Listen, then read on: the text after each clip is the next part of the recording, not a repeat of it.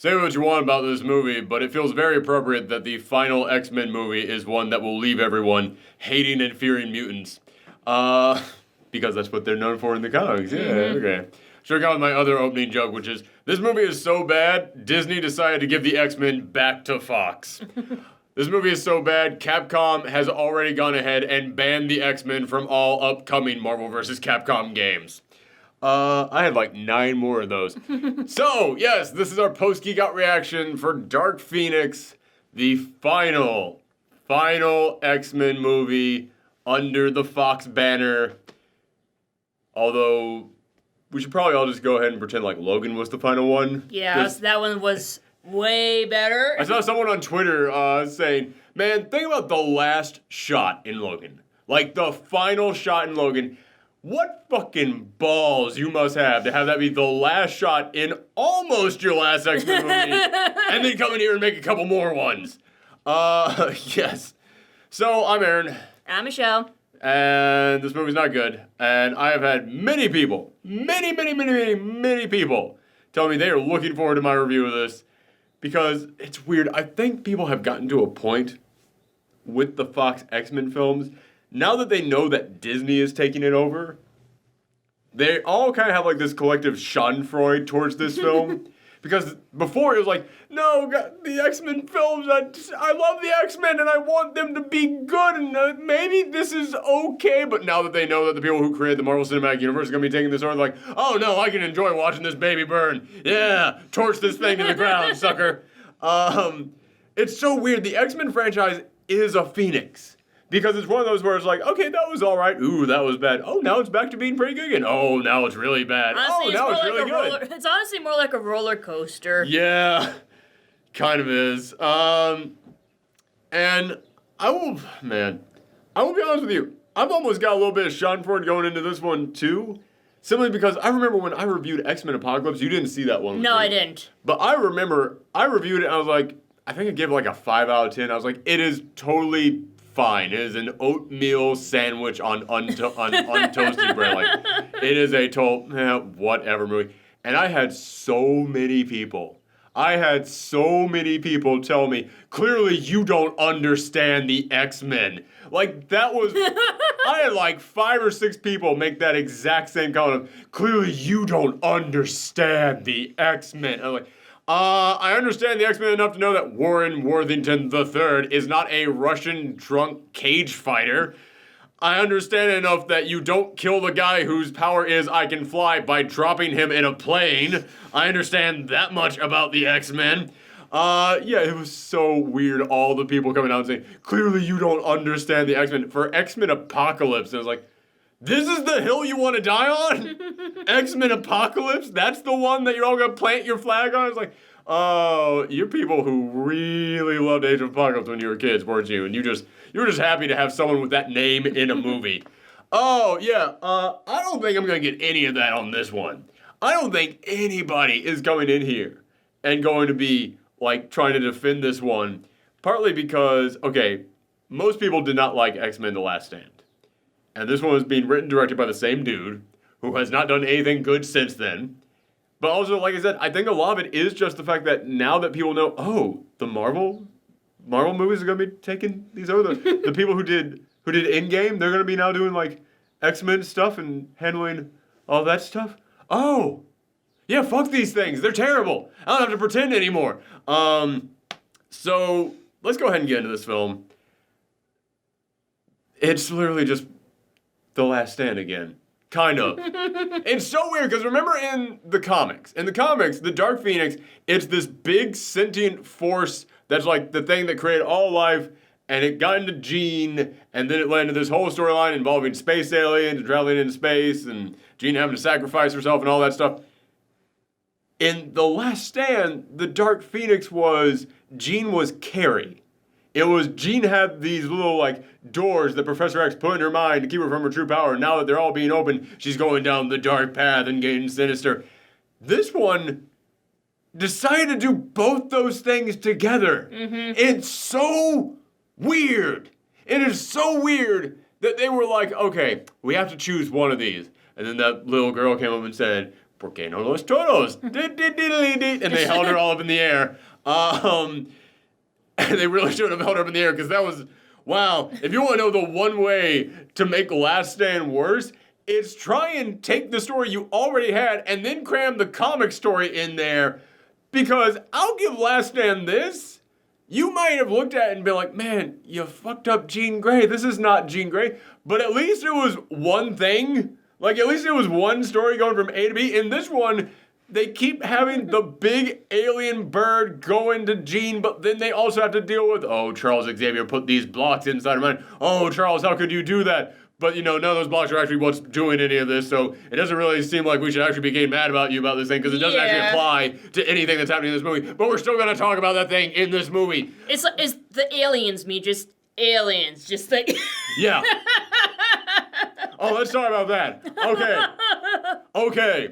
For anybody who likes this movie, without looking it up, who are the villains in this film? They don't mention, the name of the race, Nope. but for anybody who has not seen the movie yet, normally we save the spoiler stuff for the spoiler section after we give our score, but I feel like people do need to know this. There is something that has been completely hidden in the trailers. Aliens. There is an alien race that touches down on Earth, and they want to control the Phoenix, and they're the actual villains, and they're these weird, super-powered creatures. Yeah. Their powers are never explained, but they're, super strong, and they can regenerate, and they can shapeshift. And there was a moment, man. Okay. This movie has been super delayed, and it was super delayed because they had reshoots, they said. And there came a moment in here in which these aliens, which are never named, they are shapeshifters.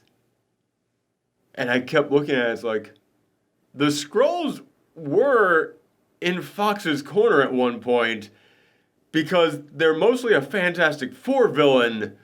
So, were these supposed to be Skrulls? But then Marvel got the rights to the Skrulls back for the Captain Marvel movie, so they had to come in here and then reshoot stuff to make them not Skrulls, because the only time they say any of their names, is one moment, and it's off screen someone says their name, someone calls one of them Vuk.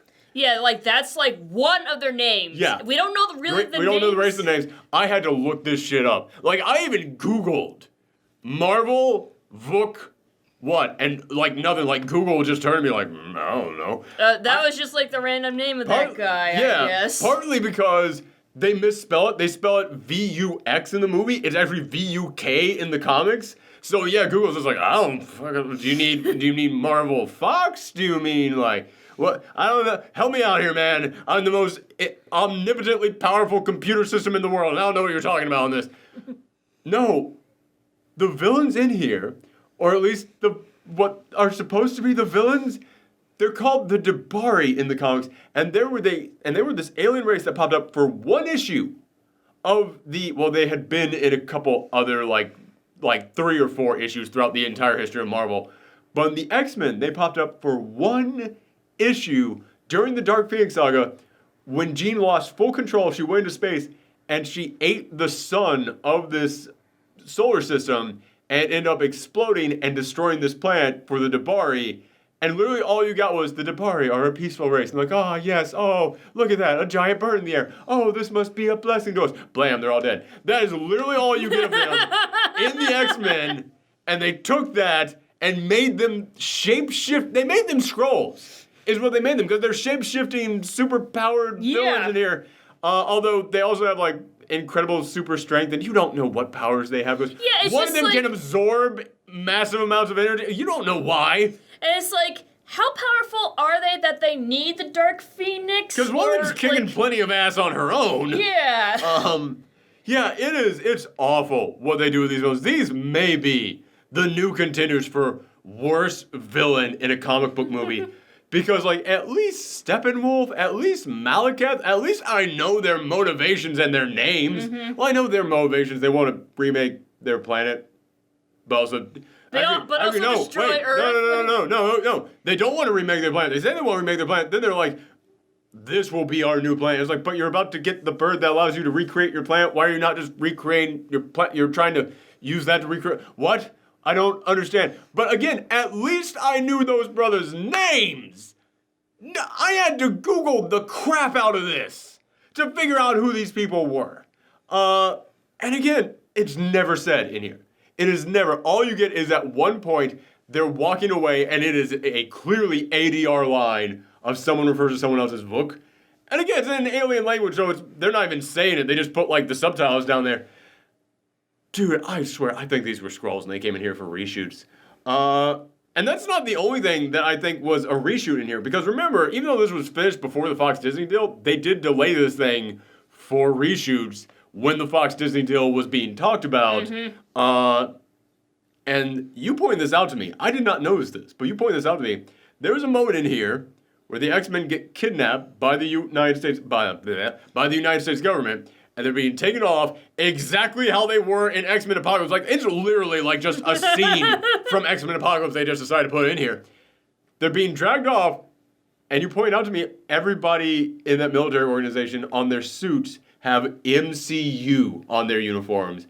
And we're like, Mutant Containment Unit, but also Marvel Cinematic Universe. Like, if you say MCU, everyone knows what that means. Yeah. And we're like, Okay, it feels like the people making this were dumb. No one is that dumb. No one is that dumb to just put MCU on the armbands of the people taking away the X-Men, just dragging them away. And there's another moment in here in which this is all happening after apparently there's been a massive time skip. That's another thing that bugged the crap out of me. Is like, okay, X-Men First Class, clearly taking place in the 50s. Then, X-Men Days of Future Past, that was in the 70s, and they were very much sticking to, okay, this is happening in the 70s. And then X-Men Apocalypse, they're like, all right, we're continuous. It's in the 80s, everybody's dressing accordingly for the 80s and that. I have no fucking clue when this is set. This, they say in the beginning, 1992. Okay, I missed that, but I was getting popcorn. We went to get popcorn, but okay. Even before that, they had a flashback to 1970s with the little baby Jean in the car, and she uses her mind powers to change the radio station. Okay, I saw that in the trailers at least, but okay, so yeah. So it is in the 1990s. I was getting popcorn in the one moment when they say that. At least, like, those other three movies I just listed, if you miss that, like, the moment where it says what date it is, it feels like that date. This is just somebody popping out a cell phone away from being modern days. They should have taken a tip from Captain Marvel. Captain Marvel, hey, man. I really didn't like all the 90s that's out in there, but it felt like the freaking 90s in there. It really did. Should have had him go to Blockbuster. Man. Not only were they so clearly going to use the Skrulls in here, they were also going to set it in the 90s. Like, wow, man. But yeah, so this is after a period of time in which Charles Xavier has worked out where now the X-Men are the world's greatest heroes. Everyone loves the X-Men. Everyone is cheering and, like, waving around like action figures of the X-Men. Mm-hmm. And there are shots of crowds that it feels like those are ADR scenes. Not ADR. It feels like those were reshoots because it's clearly there's not a crowd there. When they're supposed to be standing in front of a crowd, it's clear that that was superimposed on top of them, that they're standing in front of nobody, and then the shots of all the people reacting to the X-Men are them reacting to nothing. And then there's other moments where Professor X is interacting with the president, and there's a moment where after the world turns on the X-Men again, which has no impact on you because you didn't see them like achieving any kind of peace with the humans. You didn't see that. It went straight from hated and feared, everyone now loves us.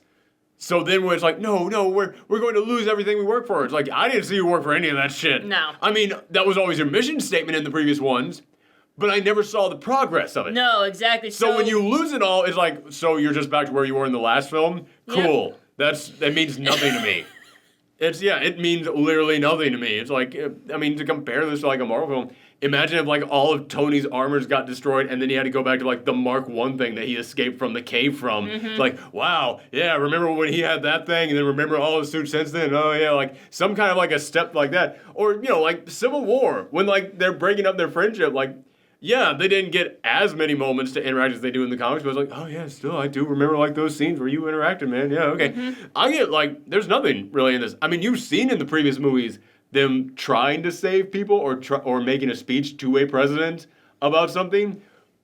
But again, you never saw the progress in there. It went straight from hated and feared, the world's greatest super team. So when you lose all of this, it's not like I'm losing anything in the middle here, because there was no in the middle. It's just it's right like back there. I did not see Apocalypse, so I was like, was there something I missed? Or, okay. I'll admit, I blocked a lot of Apocalypse out of my mind because it's a very, who gives a shit movie, but no, there's nothing in there. But... And then there was a time where I thought, oh, this must be the alternate timeline because Days of Future Past, they went back to the past, so maybe this is the changed future. You were talking to me after we got out of the movie, you said, I can't follow the timeline in these movies. And I just went, no one can!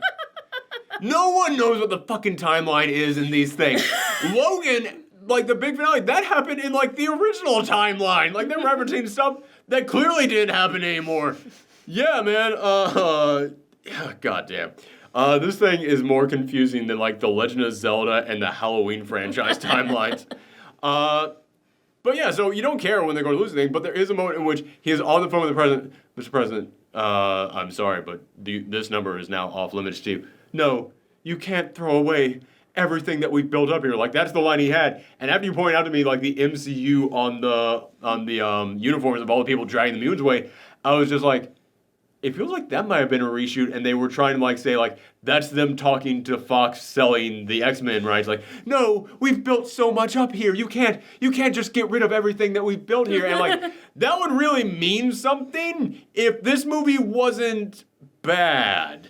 Or the previous movies have been bad. Yeah, it's man, it would mean a lot more if this was after Days of Future Past or during Logan or something, if you had that speech. If Logan was the last of these X-Men films, and you had a speech like that in there, you're like, wow, yeah, okay, I get what you're saying, man, and this is kind of the big farewell to that. No, this is you, but, if that was a reshoot to try and be about, no, Fox, you can't get rid of everything that we have built up with the X-Men. It's you have 3 different timelines in here because you keep screwing everything up and you don't know what to do with these characters, and none of this is even matching anything close to what the fans want at this point. You have nothing here anymore. Everything that you built up, you destroyed, built up again, instantly destroyed again, and now it's like a kid who keeps breaking all their toys, and then when the parent says, okay, well, you can't have any more toys. No, I promise this time I'll be good with it. No!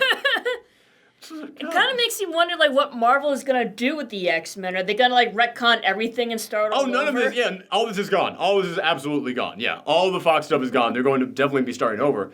There is the theory that some people have that because in the Spider-Man Far From Home trailer, Mysterio says, I'm from an alternate dimension. There are other dimensions out there? Yeah. So some people are thinking that's going to be where they get the X-Men in here, that they exist in their own reality.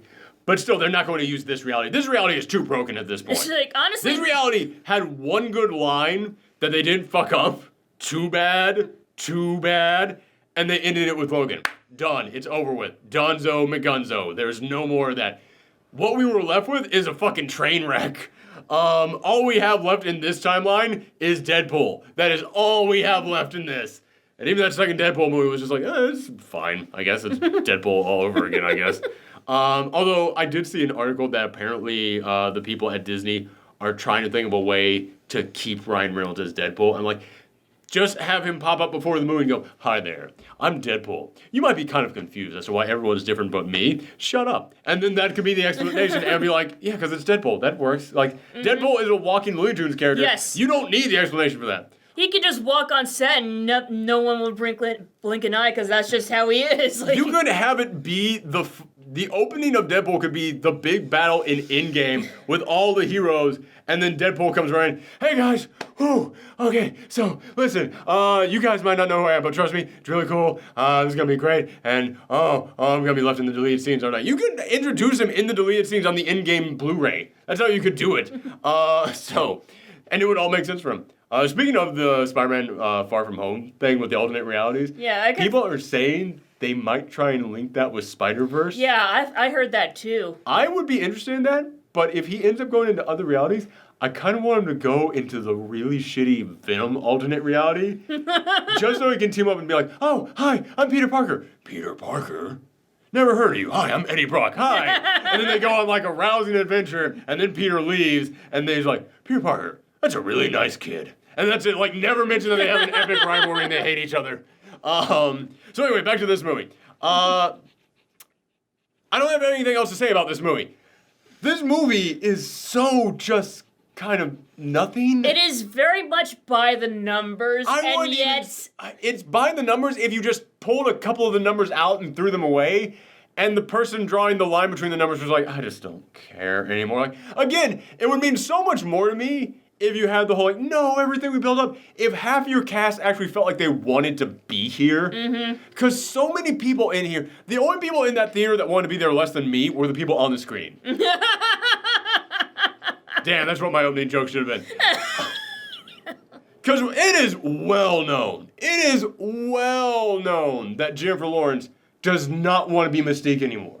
Like, the character who her entire personification in the first couple films, what personification she got, because I know a lot of people were like, no, Mystique was so good in the original films. I can count every line of dialogue she had in the first 3 films on one hand, okay? She was not that great. She was there because they really wanted a naked blue chick. That's all that they wanted. However, the, like, 2 lines she gets in the first 2 movies about, like, we shouldn't have to hide who we are, that's good. And then they come in here and Jennifer Lawrence is like, I'm not putting on that fucking makeup. All right, I guess she's gonna hide who she is. Which kind of goes completely against her character. Yeah, it goes against all the growth and everything they have because she doesn't want to do this. And you know what? She's got fucking Oscars. And these movies are bad. Honestly, I don't blame her at all. I don't at all. And yeah, every line that she has in here, it's just so... I mean, she's a talented actor, so even when she phones it in, there's something there, but it's clear she's phoning it in. It's clear she's like, I'm doing one take and that's all you're fucking getting out of me. Don't ask for anything else. And you know what? She shouldn't have to give anything else. Like, I'm one of those people who's like, man, if you're going to be in something, at least give it your all. This is bad and you're so much better than this and you got, hooked into a contract long before you knew you were going to be such a big star. I can't blame you for not wanting to be a part of this. But yeah, she doesn't want to be there. It's the last Fox XMen movie. I might as well show up. Contractually, I might as well show up. Which here's the thing that drives me nuts about this. Mystique's a shapeshifter. If the person playing Mystique doesn't want to be here anymore, get someone else. It's so simple.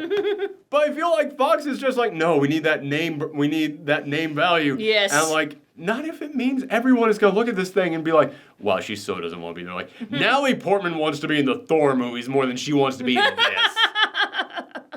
Goddamn. Okay. But yeah, and she's just one of them. Like, she's the worst example, but there's a couple other people who's like, all right, I'll show up and do the fucking thing. Like, I honestly don't think Quicksilver wants to be in this thing because everybody, you all remember those great Quicksilver moments from the previous couple films. You don't get that. You don't get the great Quicksilver moment here. And he is gone from this movie early on. I won't say what happens. I won't say if he leaves. I won't say if he dies. I won't say if he gets injured. I won't say anything like that. At least not until the spoiler talk. Not until the spoiler talk. But yeah, he is gone. Like, if you were like, oh man, I love Quicksilver in this one. He is so bad and so not in this film that Quicksilver from Age of Apocalypse retroactively just became the better Quicksilver. Like, this undoes the good of the Quicksilver in the past couple movies. It's so bad.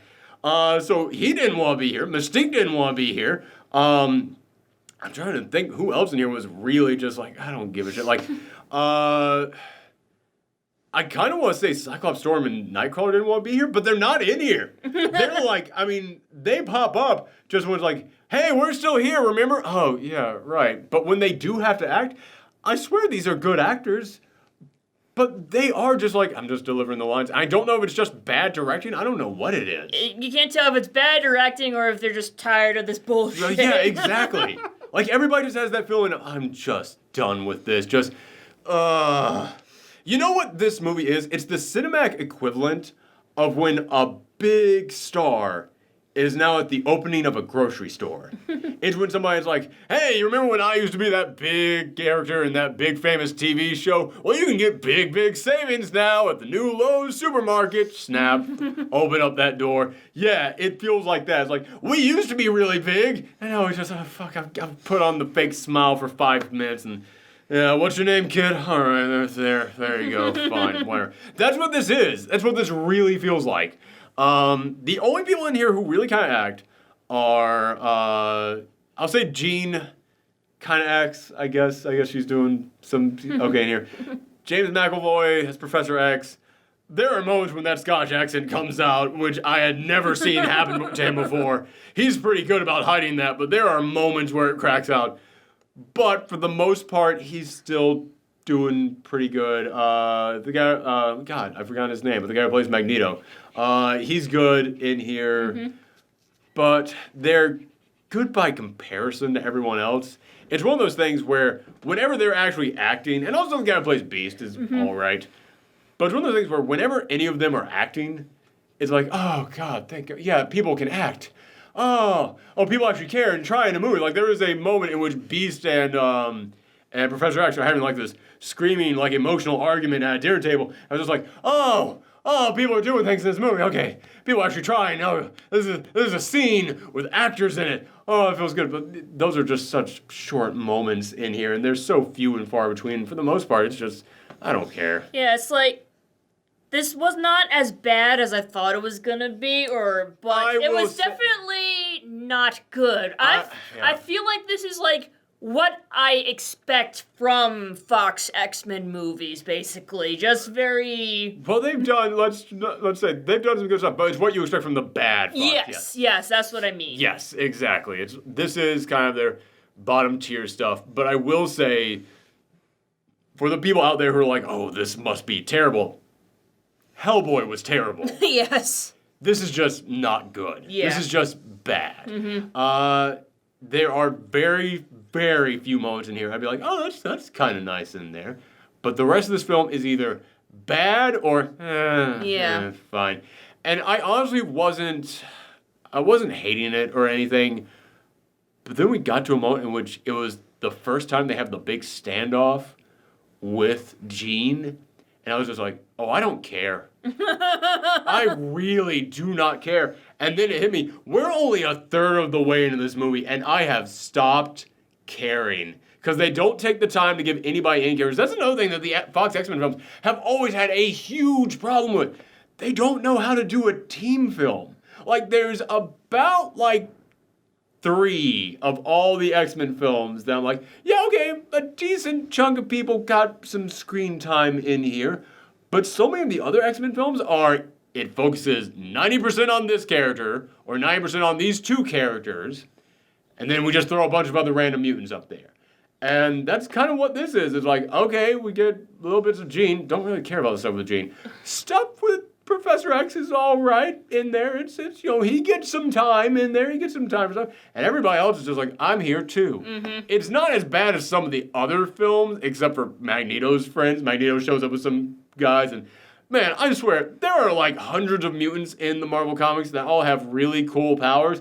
I don't know why whenever they just need jobbers in these films, just the nameless characters who just pop up, which first off, stop having just nameless characters in your X-Men films. Give us actual names and personalities and people that we care about. But so often the X-Men films is well, we need to have them fight some people. Just grab whatever bargain basement characters we can come up with and just throw them on screen. I know so many people consider X-Men First Class to be one of the best X-Men films. I think the first half of it is one of the best X-Men films. And as soon as they introduce the team in there, it's everything that I really don't like about the Fox X-Men films. It's just mutants at the screen, everybody at the screen using your powers. It's you didn't give me any time to know any of these people, and I don't give a crap about any of them. And they do that again in this film because Magneto, he's got this whole group of people who they're living in peace.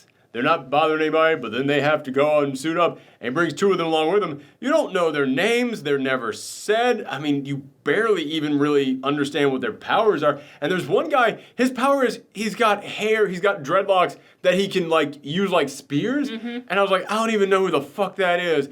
And I can name you 100 different mutants right now. This is your last film. I can name you 100 mutants right now who would have been a better choice to put in there. And it's just so shocking. That's something that they do constantly, where it's just I don't know, I can't name any other mutants right now. Just randomly go to the Marvel Wikipedia page, type in mutants, and just grab one at random. And again, even if you're going to do that, even if you're just going to pick like some crappy bomb-in-the-barrel mutant, give us a name, give us some backstory, give us like something to understand these people so it's not just I'm fighting. Give them personality. Yes, that is another problem that I have with many of the Fox X-Men films. So many of them are just like, I'm just going to fight random goon. I don't care about fighting random goon. And then, like, whenever there is, like, a mutant that you do recognize, you're like, oh, I can't wait for their moment to shine. Oh, never mind. They're moving on. Yeah. Again, remember X-Men Last Stand? X-Men Last Stand was the first one that made me go, oh, God, is this just what you're going to do? Because the previous couple ones, it was mostly the Wolverine show, but the other mutants in there were kind of deals, they were kind of things, so, they were important, I knew who they were and stuff, and then X-Men Last Stand came around, I was like, ooh, this is just what you're gonna do from now on, and then you get, like, Wolverine Origins, where, yeah, they're on a team, but again, it was just like, just throw everybody in there and just fuck it, we just have characters in there for reasons now, and then it just kept continuing along with that. So, yeah, that's kind of been another one of my problems, and this one, they don't do it as badly, but it's still in there. Trying to think. Yeah, this movie, it doesn't even look that good. Like, the aliens themselves, they are so CGI when they're not in their human forms. And, again, that's not much, but it's clear they didn't want you to look at their alien forms. Because whenever you see them in their alien forms, it's really bad CGI, and it is there and out. Quick. And, like, whenever they are in their alien forms, it's always, like, dark outs or they're hiding in the shadows. Oh, God, yeah. This movie is also terribly shot. We just have to go ahead and say it. This movie is horribly shot. There was a moment after the first time that Jean activates her, like, Phoenix powers. She ends up hurting Scott, and he gets, like, a bruise on the side of his cheek. Whichever cheek it was like this cheek, whatever. But he walks into the room, and she goes, oh, my God, did I do that to you? And goes, oh, no, it's fine, it's fine. And I was like, what the fuck are they talking about? She goes, are you sure? And she's like rubbing the spot where he got hurt on her face to like show the audience what she's talking about.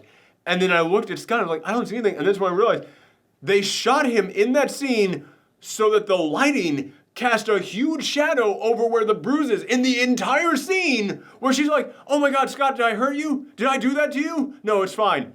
Okay, But the thing there, what? The thing? I was like, oh no, it's fine. I was like, if you were not touching your face, I would not know to look at the place where there's a huge shadow that I can't see anything. How did you fuck that up? How did you screw up? There's one thing for this scene to work that we need to see. Let's set the lighting up so no one can see it. It's insane. Like, I'm spitting. I'm so angry. I know when I get worked up enough, I start just... I turn to Donald Duck. So, yeah, like, there's that. There's massive amounts of close-ups that don't need to be done. It's like, well, if acting is facial emotions, then if I get really close on the face, it'll be the best acting ever. Like, that's the idea of directing that this movie has. Just put the camera this close. There are scenes that are, like, laughably close on characters' faces. Yeah, this movie, it's just, God, and, like, the big final fight has, like, a couple, like, nameless goons, because that's what this movie does, just hired goons. It just has, like, a couple of random jobbers just being destroyed. I didn't know what any of them looked like until they were destroyed, because they are just, like, shot so poorly, and the lighting is so bad. And I'll admit, we were sitting on the front row of this thing, but it wasn't, like, a normal front row where, like, it was in one of those theaters with, like, the reclinable seats. So, like, we were a decent chunk away from the screen. We actually we could see it, but maybe if you were sitting at a different angle, you could have seen it better, but we still saw the majority of we still saw everything on screen, and yeah, like, they're there and gone so quickly. I was just like, I don't even know what you just did in that moment there. Yeah, this is at its best fine, at its worst massively incompetent, and it's just constantly going back and forth between the two of them. I'm going to give this thing a 3, maybe a 3.5. I'd probably give this like a 5. Like it was very middle of the road for me. And I will say, the last shot in Logan is the best way for the X-Men franchise to go out. But the last shot in this one is all right. It's okay. Like, if you need something to go out on, this will get the job done, I guess. Yeah, it's a fine way to go out, I suppose. Not a great way. Yeah, it's, again, the best this movie ever gets is fine. It's passable at times. That's the best this movie ever is. But it's back and forth between that and, oh... So, yeah, that's kind of where this movie lands. Spoiler time. This isn't even a spoiler. Jennifer Lawrence dies. Like, quick. Han Solo dying in Star Wars Episode 8 was a bigger surprise. And they shined a spotlight on where that dude was going to die. This one, Jennifer Lawrence, the entire time, you know she doesn't want to be here. We all know she doesn't want to be here. Even if you don't like pay attention to like interviews or any of that stuff, you know just from how she's acting, she does not want to be here. And then there's the moment where Jean is like losing control of her powers, and then there's a tractor outside. No, that's a helicopter. Yeah. Damn. It's the tractors of the sky, everyone. Plowing those fields of clouds. It's weird we did that in unison. When that's not a thing people normally say. Okay, it's gone now. Yeah, there comes the moment, and she's like, no, Charles, I'm going to talk to her. And then Charles is just like, give her a chance to talk to her. And I was just like, she's going to die. She's going to die. She's going to die. She's going to die. We all know she's going to die. Like, no one gave a shit in that moment. Like, at all. Like, that audience just...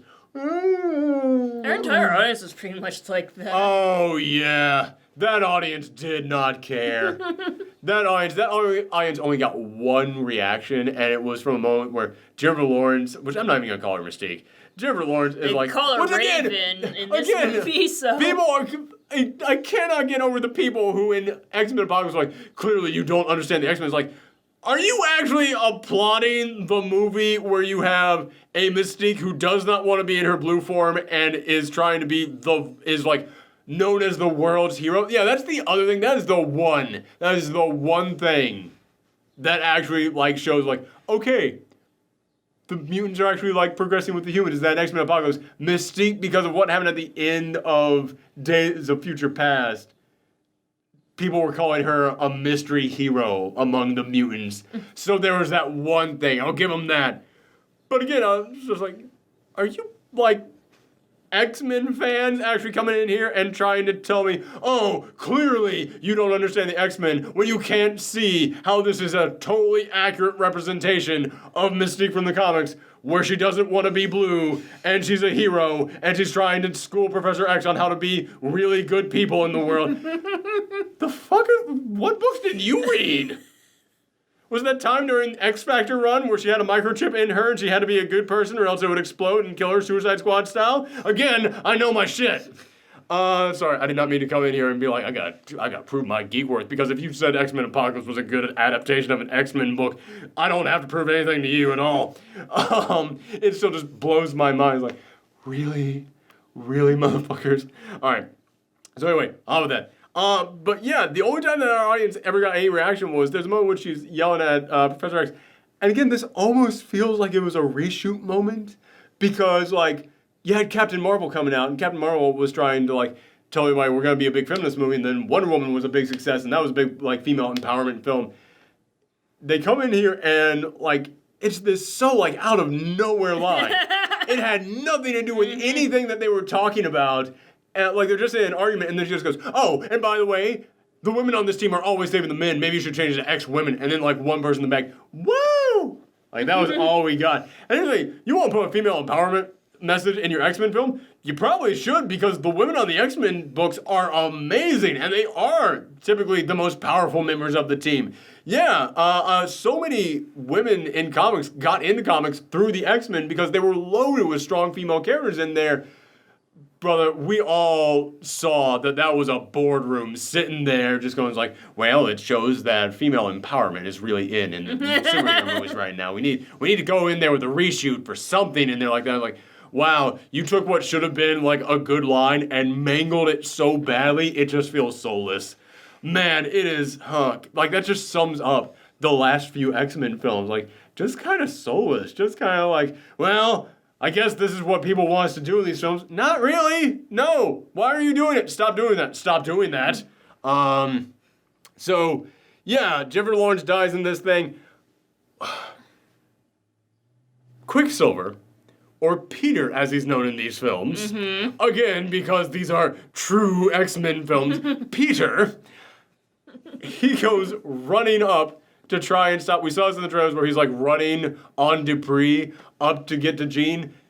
Jean quickly moves the stuff out of the way and he falls. And like that would have been like a really great like fight, like Quicksilver versus Jean because of his super speed. But I kept thinking about that scene in Justice League where like you see the Flash moving and like everything is stopped around him. Like listen, Justice League, not a great movie, but it had some really great moments in there. And that moment where Flash is running up on Superman and then like this entire time, anytime Flash is moving, everyone's paused and Superman just goes boop. Yeah, our entire audience goes, oh shit. This one, it's like, okay, it's the weak ass like Kmart knockoff version of that. It's like, okay, fine. Like, yeah, again, store brand version. Yeah, exactly. It's the brand that doesn't come in a box, just a really big bag underneath all the other boxes. It's like it's the part where you should have went, oh, but everyone was just like, oh. But everyone was like, I really should have given Justice League another shot. Maybe it's better than I remember it being. Yeah. So, but yeah, she moves aside. He falls to the ground, and he basically just takes a tumble and like gets like skin burned off his face from like the speed he was moving at, which. I thought it's because Jean pushed him away and he broke like an arm or a leg or something. No, he's got like scratches on his face or something, but it's like another one of those things where it's like I understand what you're going for, but when you think about his powers, he's suffering massive blows at all times pretty much from the speed he's going at. So he should be able to heal back from that pretty quickly, but it was like, all right, I know, you got to get him out of here for a little bit, but he'll come back later on. He does not come back later on. He is out of this movie. Dunzo. He's like, nope, serve my contract. I am out. See y'all. He goes like, God forbid there's like an actual like challenge for Jean and everything. Like. Yeah, it is. Oh, God. Speaking of challenge, the fight scene in New York. That is one of the worst fight scenes of this entire franchise. That was so awkward. That was one of the worst fight scenes in this entire franchise. Like, all, 13 fucking movies we've had. This is one of the worst fight scenes we've had. It's Magneto slowly walking up to a building as Nightcrawler, Storm, Cyclops have to fight Beast and two other mutants who we don't know and we don't care about because that's what the X-Men movies do. And it's a bunch of like flopping and flipping and flooping around, and the camera angles are never any good. Peter's ear is slightly in frame. Yeah, like the camera angles are terrible in there. Like nothing is ever framed properly so that you can like get like the full spectrum. What cracks me up is how like Charles is like, Kurt, get me to the house. It's like, you're in a wheelchair. Push yourself over there. There is a moment where he actually like gets fed up and he's just like going over there himself like. Yeah, but I mean, granted, you're going through traffic, so I can understand. But like, the traffic was like pretty much destroyed. The traffic was stopped in that moment. By the way, it was so stupid of them to like storm the castle, quote unquote, while on the other side of the street. Yes. It's like, wow, they could have saved so much time if they just like waited till they like. Have Kurt teleport you to the roof and going through the roof entrance. It's New York. All buildings have that. You fucking imbeciles! God damn, it was really bad. Oh, God. Yeah, that fight scene, it's so poorly framed.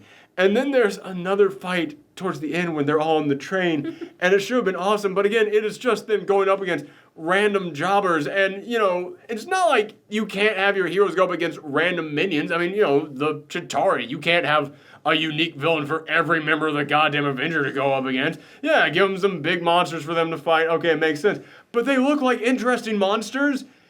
All the aliens in this are disguised as humans, so they're just fighting humans, and it's just humans that flip and flop around. And there's, oh God, the guy who plays Kurt, the guy who plays Nightcrawler in here, I don't know what instructions they were giving that boy. Oh, But yeah. every facial expression he has is I almost killed myself doing that expression. Every expression that boy has is like, okay, Kurt, I want you to look like you shit your pants, but you liked it. Like, because every expression is just, oh my God, what? I'm sure you can act. You were doing a better job in the last film. What the fuck were they telling you to do in this movie? It's like, we want you to emote. What do you want me to emote? More.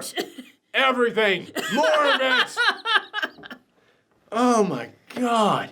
Yeah, that poor guy. And at the end of this thing, like, this guy dies who his son, like, the guy said, my kid used to be a big fan of you. Which, again, the fact that they have MCU on their uniform makes it almost feel like maybe they're trying to make a statement about, like, a studio exec who they don't actually care about these guys like we care about them. They're just like, yeah, my kid plays with the action figures, so fuck it, we're going to buy your whole franchise. It's like, is that the commentary you're supposed to be making about this? Because, again, they have MCU on their uniforms, which, again, I didn't see it, but you Yes. you tell me it's there, so I believe you. I wouldn't tell you it if it wasn't true. Yeah, and I believe you on this. So it's like, yeah, it feels like if you're going to put that on their uniforms, it feels like that had a purpose to it.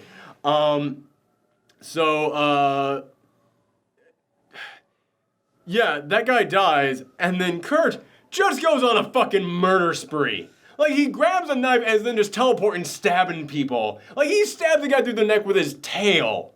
And, like, I don't think you can actually do that. Like, that's like me punching through someone's neck with my fist. Like, it's not a super spear at the end of your tail. It's just a tail. It's like a monkey tail. Like, that's not how any of this works. And Kurt, the faithful guy who wanted to be a priest and he always believed in God, and he was the guy who was the voice of the Holy Spirit on the X-Men team. Like, that was his whole thing. Like, that was something that they actually kind of captured pretty well in X-Men 2 when he first appeared. Yes.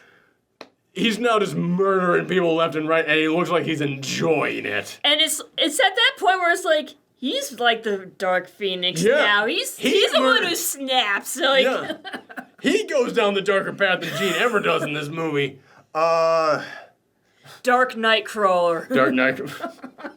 Then Dark Nightcrawler returns. Then Dark Nightcrawler rises. Then...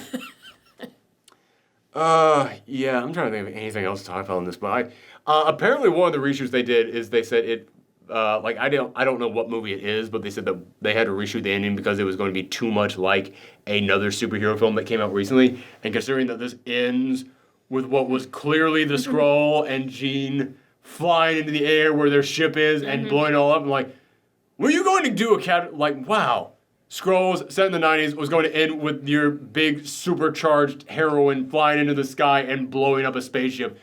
Whoo boy. Yeah. This thing, man. I'm going to stick by a 3.5. I have to remind myself of how bad 3.5s are. But yeah, I really did not enjoy this thing. It is a bad film in my mind. But it's not all bad. No. There's passable moments in it. Yes, there's okay moments. Yeah. And, like I said, I'm still sticking with the middle of the road. Yeah, because, understandable. Like I said, it's just the bad stuff is really sticking out to me. God. I'm trying to think of anything else to add here, but I know we've been talking for a while, but it feels like we've mostly just been talking about the X-Men franchise as a whole. But that's because there really isn't much to this movie. That's the other thing. This is two freaking hours. And after, like, maybe the 45-minute mark, I was just like, I'm kind of done. Kind of don't want to be here anymore. And the movie wouldn't let me leave. It's like, I know what's gonna happen. Yeah. It's so predictable. And it's so, I have to come back to this. It's so bizarre to me that the writer of this just has a hard-on for Jean is like Carrie. But people want us to have it be more like the comics. So I'm not going to get rid of the Jean is like Carrie thing, even though I'm now going to squeeze the comic stuff in there. It's so insane to me. It almost feels like maybe he was like, well, I got to make it make sense with the timeline. He did this in the last timeline, so clearly it's gotta be the same way in this time. It was like, no, brother, you already dropped everything from the old timeline. Like, that's gone. Like, this is gone. Like, basically... Jean wasn't even born yet when the old timeline started to change, man. Like, he was trying to, like, combine, like, the two plots by saying, like, oh, Jean had this strong power when she was little, but she couldn't control it, and now being exposed to that dark matter, that power has been emphasized, and now she's losing control over it again. It's two different things because, like, one of the big arguments that they keep making in here is, Charles, how dare you? How dare you, Charles? Shut off her mind like that. And first off, it's like, okay, we all know from The Last Stand, if he didn't do that, she would have murdered everyone. Like, if you're going to remind me of The Last Stand, I'm going to remind you that Charles kind of had a point in The Last Stand. But also, we know halfway through this movie, it's not actually Jean doing any of this. It's the big evil space bird that's doing all of this. So they still have people going, Charles, you should never have done that. How dare you do that to her, Charles? It's like, okay, not saying there isn't an argument to be made there, but we know because we've been watching the movie, none of the stuff happening right now is Charles' fault, so I don't give a crap if you want to give Charles a big finger wag right now. It doesn't have anything to do with what's happening right now. God damn. All right. There always has to come that moment in the movies that I'm mad at where I have to just give up and just go, God damn, I'm done. Done talking about this shit. We're done with this movie, so is everyone in it. Yeah, we're going to be back. The X-Men franchise didn't go out with a bang. It went out with a, yeah, can you validate my parking? I want to get out of here. That's what it went out with. We will be back later this weekend. She is going to review Secret Life of Pets 2. I have videos I need to work on, so I'm going to skip that. But she'll be back. She'll be reviewing that. I'll still be there to ask questions. But yeah, thank you guys very much. You can follow us on Twitter and Twitch at Professor Thorgi. I don't plug this nearly enough, but check out our new gaming channel, Thorgi's Arcade. We do video game stuff over there. Do you still plug your Patreon? I do not, but patreon.com/Professor Thorgi. We do movie commentaries every single month at patreon.com/Professor Thorgi, where basically I pick a movie that's easily accessible to people online, legally, not like, I don't provide like pirate sites, but like Netflix, Amazon, like it's easily accessible on there. And I come in, we just record like, here are my thoughts on that movie, and you like sync it up, and it's fun. It's a whole thing. We watch a movie together. It's great. Thanks everyone. Bye. Bye.